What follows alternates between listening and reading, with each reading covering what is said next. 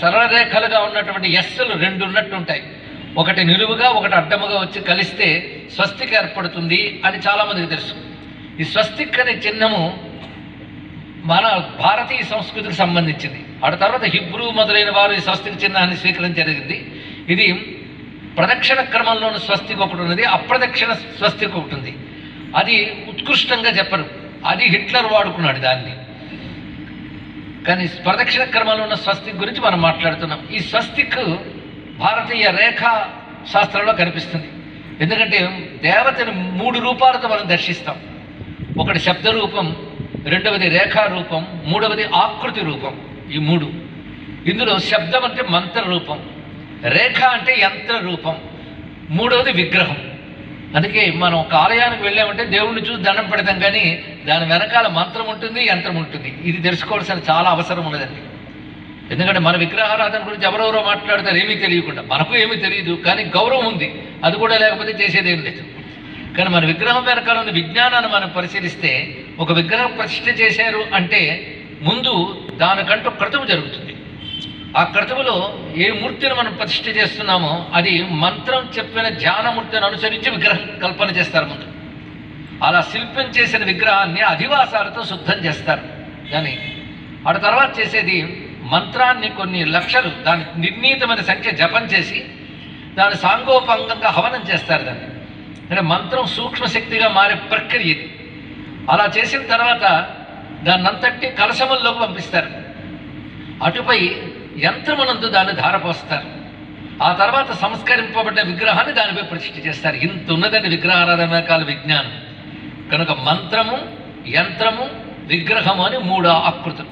ఈ యంత్రం అన్నప్పుడు శ్రీ విద్యా యంత్రం, ఇది మన సౌందర్యలహరిలో చెప్పుకున్న అమ్మవారికి సంబంధించింది. అది అలా యంత్రాలు చాలా ఉన్నాయి. గణపతికి అనేక యంత్రాలు ఉన్నాయి. మహాగణపతి యంత్రం ఒకటైతే ఇప్పుడు హేరంబ గణపతి, చింతామణ గణపతి వాడి యంత్రాలు మారుతాయి. మంత్రం మారగానే యంత్రం మారుతుంది, యంత్రం మారగానే విగ్రహం మారుతుంది. ఇదంతా కలిపి తంత్రం అంటారు. ఇక్కడ ఆ విధానములు చెప్పే శాస్త్రం పేరు తంత్రము. అంతేగాని ఒక యంత్రం పెట్టి ఇంకో దేవుడిని పెడితే సరిపోదు. అలాగే స్వస్తికి యంత్రం కాకపోయినా యంత్రం వంటిదే. ఇది రేఖారూపంగా దివ్యశక్తిని ఆవిష్కరించడం. శబ్ద రూపంగా, రేఖారూపంగా అన్నప్పుడు రేఖారూపంగా అంటే ఈ స్వస్తికి చిహ్నం లిఖించి దాన్ని పూజించినా చాలు. ఇళ్లలో కూడా కొన్ని చోట్ల మనకి ఉత్తరాది వైపు పెడితే గోడలపై అటు ఇటు స్వస్తిక చిహ్నాన్ని లిఖించడం ఉంది. జైన సంప్రదాయంలో కూడా స్వస్తికను లిఖించి దాన్ని పూజ చేస్తారు. జైనం, బౌద్ధం కూడా హిందూ మతంలోని శాఖల కింద భావించాలి. అది ఎక్కడి నుంచో రాలేదు. వాళ్ళు మాట్లాడి ఇందులో ఉన్నవే. కొన్ని వదిలేరు, కొన్ని పట్టుకున్నారు, అంతే తప్ప అది వేరేమి కాదు. అలాగే స్వస్తిక చిహ్నం అనేటటువంటిది సనాతన ధర్మంలో ఉన్నది. దీనికి రేఖారూపంలో చెప్పేటప్పుడు లెక్కలేమిటి? ఇది సింధు నది నాగరికతలో కూడా దొరికింది స్వస్తిక చిహ్నం యొక్క ఆనుపాలను. అది అనేక మంది శాస్త్రం చేసిన పెద్దలు సింధు నది నాగరికత పూర్తిగా వైదిక నాగరికతే అని తేల్చారు. అయితే వైదిక హిందూ మతాన్ని అంగీకరించలేని వాళ్ళు ఏవేవో విరుద్ధములైన మాట్లాడారే కానీ సింధు నదిలో పశుపతి చిహ్నములు లభించడం ఇత్యాదులు జరిగాయి. ఈ స్వస్తిక చిహ్నం కూడా లభించింది. దీని సంకేతం ఏమిటి అంటే అక్కడ ఎస్ మార్క్ ఏదైతే ఉన్నదో అది ఓ అనే దానికి చిహ్నం. అది రెండు కలిసి ఓ అనేది అవుతుంది. కనుక అది కలపగానే మకారం అని నాదం వస్తుంది. విడివిడిగా ఉంటే ఓ అయ్యే, కలపగానే మకారం అని నాదం వస్తుంది. కానీ ఓంకారం ఏదో అదే స్వస్తిక చిహ్నంలో కనబడుతుంది. స్వస్తిక చిహ్నం నేను ఇక్కడ గీసి చూపించక్కర్లేదు, మీ అందరికీ తెలిసిన దగ్గర మనసులో గీసుకోండి. స్వస్తిక్ వేసి దానిపై గణపతిని ఆవాహన చేసి పూజించే విధానం ఉంది.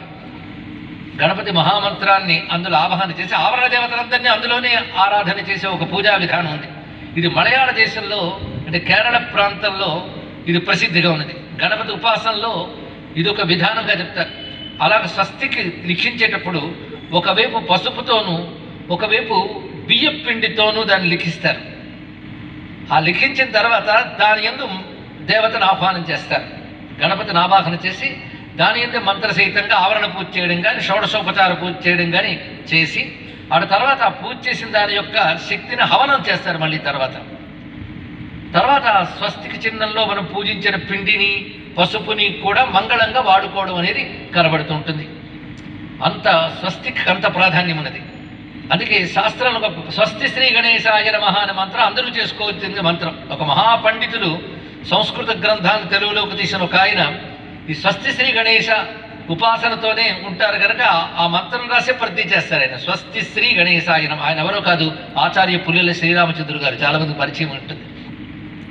స్వస్తి శ్రీ గణేశాయ నమః అని శాస్త్రంలో చెప్తున్నది. ఇన్ని మాలు స్వస్తి శ్రీ అంటున్నాను అంటే అందరికీ స్వస్తి కలుగుతుంది.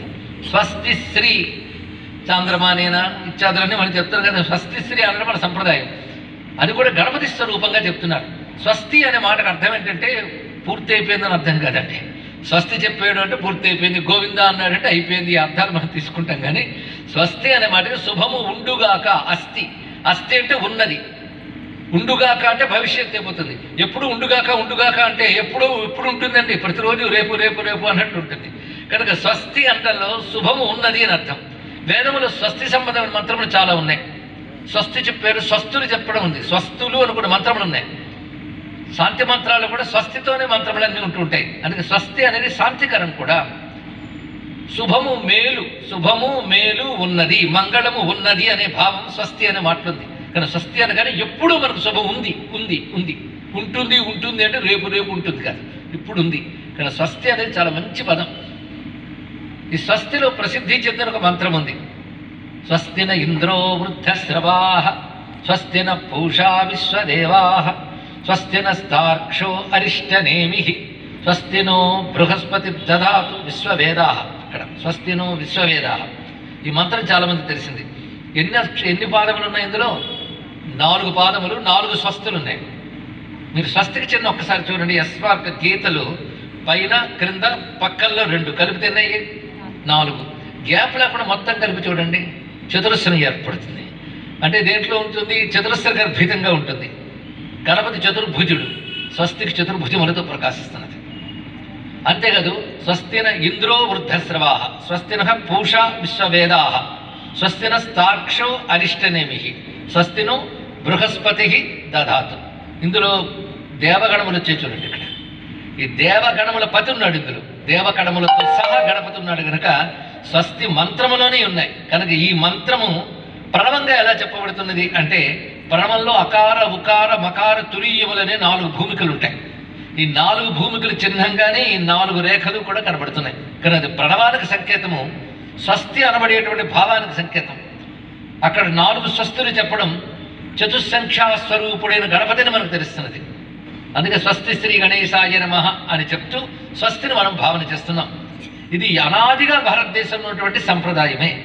అంటే గణపతిని ఆ రూపంలో కూడా ఆరాధన చేయడం కనబడుతున్నది. అందుకే స్వస్తిక గణపతి అని ఈయనకి పేరు. మంత్రం స్వస్తి శ్రీ గణేశాయ నమః అని చేయడం అనేది. ఇంకా గణపతి